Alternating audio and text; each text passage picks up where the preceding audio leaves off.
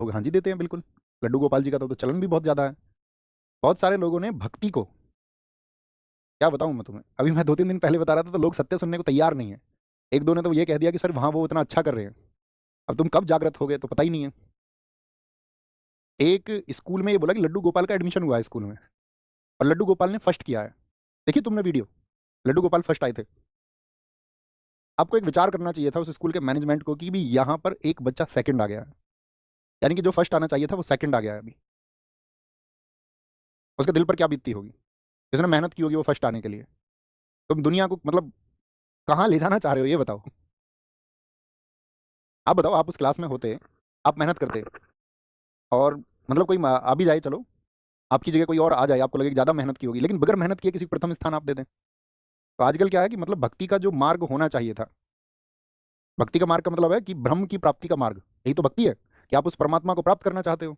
भक्ति का मतलब लास्ट मोटिव क्या है? जैसे आपकी पढ़ाई का लास्ट मोटिव क्या है? आप पहले पढ़े होंगे, आपका क्या बोल सकते हैं हम उसको, प्राथमिक विद्यालय पढ़े आप, तो एक होता पूर्व प्राथमिक, फिर होता आपका प्राथमिक, फिर होता पूर्व माध्यमिक, और फिर माध्यमिक शिक्षा। तो ये स्टेप है, स्टेप। यानी आप अपने जीवन में कुछ सीख रहे हो, अभी आप सबके अनुभव होंगे कुछ, यानी कि आप सब लोग कुछ काम कर रहे हो ना किसी लक्ष्य की प्राप्ति के लिए। आप पढ़ाई कर रहे हो तो कोई लक्ष्य होगा आपका। तो हम सब अपने जीवन में जो काम करते हैं, कार्य करते हैं, उसका कोई कारण जरूर होता है। तो जब हम काम करते हैं, उस काम से हमको एक ज्ञान प्राप्त होता है, एक नॉलेज प्राप्त होती है, नॉलेज, अनुभव प्राप्त होता है, इसको बोलते हैं ज्ञान। समझ रहे हो? और इस ज्ञान का इस्तेमाल होता है आपका किस बात के लिए? अंतिम लक्ष्य को प्राप्त करने के लिए। और अंतिम लक्ष्य क्या बताया गया है हमारे शास्त्रों में या उपनिषदों में? आपका मोक्ष। तो उस भक्ति के लिए आपको उस परमात्मा से जुड़ने के लिए, उस ब्रह्म से जुड़ने के लिए आपको मतलब सभी लोगों के लिए एकदम से समान भाव रखना है। आपको भौतिक सुख छोड़ देने हैं। और अगर यदि आप भौतिक सुख नहीं छोड़ पा रहे हैं, आप सांसारिक सुख नहीं छोड़ पा रहे हैं, तो आप सिर्फ और सिर्फ एक पाखंड कर रहे हैं। बिना भौतिक सुखों को छोड़े आप उस आध्यात्मिक युग में पहुंच ही नहीं सकते। बीच के मार्ग बताने वाले बहुत सारे लोग आएंगे। समझ रहे हैं आप? मृत्युंजय पढ़िए आप एक बार। जब मतलब वहां पर वर्णन है ऋषि साक्यानन का कि कैसे प्राप्त करोगे आप ब्रह्म को, तो ब्रह्म सर्वोच्च सत्ता है।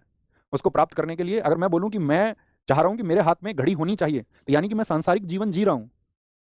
मैं आपसे पाखंड भरी बातें नहीं कर सकता हूं। तो हमको भौतिक सुख छोड़ के तब उस अध्यात्म को हम प्राप्त करेंगे। इसीलिए जरूरी है कि अब आप सोच रहे हो नहीं जी मैं तो अपनी उसमें गाड़ी में बैठा के ले जा रहे हैं हम तो किसी को, जो श्रद्धेय हैं, जो पूजा योग्य हैं, तो यानी आपका ध्यान गाड़ी पर भी है ना?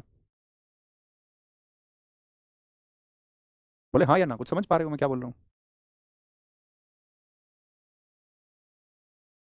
सिया राम सम जग मानी, यानी भगवान जो सीता और राम हैं, उनको या उनके जैसा आपको उस जग को मानना पड़ेगा। हर एक जीव से आपको प्यार करना होगा, हर एक जीव आपके लिए बराबर होना चाहिए, अन्यथा आप किसी और मार्ग पर हैं। थोड़ा कहना ज्यादा समझना। आ जाओ। तो भैया ये यहाँ पर